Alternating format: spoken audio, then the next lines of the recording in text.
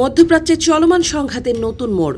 একাধিক আন্তর্জাতিক সূত্রের বরাত দিয়ে প্রকাশিত প্রতিবেদনে দাবি করা হয়েছে, চলতি মাসের শুরুতে বাহরাইন ও কুয়েত প্রথমবারের মতো গোপনে যুদ্ধবিমান পাঠিয়ে ইরানের সামরিক স্থাপনায় সরাসরি হামলা চালিয়েছে।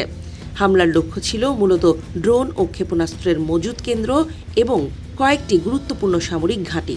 যদিও এই দাবির পরপরই কুয়েত সরকার আনুষ্ঠানিকভাবে এতে জড়িয়ে থাকার বিষয়টি অস্বীকার করেছে। প্রতিবেদন অনুযায়ী অভিযানে সংযুক্ত আরব আমিরাত গুরুত্বপূর্ণ সহায়ক ভূমিকা পালন করেছে। অভিযোগ রয়েছে, দেশটি সম্ভাব্য লক্ষ্যবস্তুর গোয়েন্দা তথ্য সরবরাহের পাশাপাশি আক্রমণকারী যুদ্ধ বিমানগুলোর নিরাপত্তা নিশ্চিত করতে আকাশপথে প্রতিরক্ষামূলক সহায়তা দিয়েছে। বিশ্লেষকদের মতে এটি ইরানকে ঘিরে উপসাগরীয় কয়েকটি দেশের মধ্যে ক্রমবর্ধমান নিরাপত্তা সহযোগিতার ইঙ্গিত বহন করে। অন্যদিকে ইরান গত কয়েক সপ্তাহ ধরে কুয়েত ও বাহরাইনের বিভিন্ন স্থাপনায় হামলা চালিয়ে আসছে বলে অভিযোগ রয়েছে। দেশ দুটিতে মার্কিন সামরিক ঘাঁটি থাকায় তারা দীর্ঘদিন ধরেই তেহরানের কৌশলগত নজরদারির মধ্যে রয়েছে। ফলে আঞ্চলিক উত্তেজনা আরও বেড়ে যাওয়ার শঙ্কা তৈরি হয়েছে। তবে যুক্তরাষ্ট্রে নিযুক্ত কুয়েতের রাষ্ট্রদূত আল জেইন আল সাবাহ এসব অভিযোগ প্রত্যাখ্যান করেছেন। তিনি বলেন, কুয়েত ইরানের বিরুদ্ধে কোনো সামরিক অভিযানে অংশ নেয়নি এবং প্রতিবেশী কোনো দেশের বিরুদ্ধে হামলা চালানোর জন্য নিজেদের ভূখণ্ড ব্যবহারের অনুমতি দেয়নি। বাহরাইন সরকার এই বিষয়ে এখনও পর্যন্ত কোনো আনুষ্ঠানিক মন্তব্য দেয়নি। বিশ্লেষকদের মতে উপসাগরীয় আরব দেশগুলো বর্তমানে এক কঠিন ভারসাম্যের মধ্যে রয়েছে।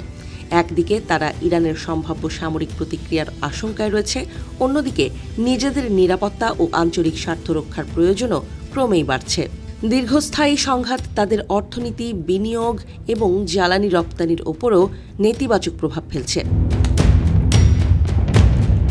যুদ্ধের শুরু থেকেই সংযুক্ত আরব আমিরাত ইরানের বিরুদ্ধে তুলনামূলক সক্রিয় অবস্থান নিয়েছে বলে বিভিন্ন প্রতিবেদনে উল্লেখ করা হয়েছে। যদিও সাম্প্রতিক সময়ে ইরান আমিরাতে সরাসরি বড় ধরনের হামলা কমিয়েছে, তবুও তেলবাহী ট্যাঙ্কারে হামলার মতো ঘটনাগুলো উত্তেজনা পুরোপুরি কমেনি বলেও ইঙ্গিত দেয়। এদিকে কুয়েত জানিয়েছে, ইরানের হামলায় তাদের একটি বিদ্যুৎ কেন্দ্র এবং একটি পানি লবণমুক্তকরণ স্থাপনা ক্ষতিগ্রস্ত হয়েছে। দেশটির পররাষ্ট্র মন্ত্রণালয় এই ঘটনাকে জাতীয় নিরাপত্তার জন্য সরাসরি হুমকি হিসেবে বর্ণনা করেছে।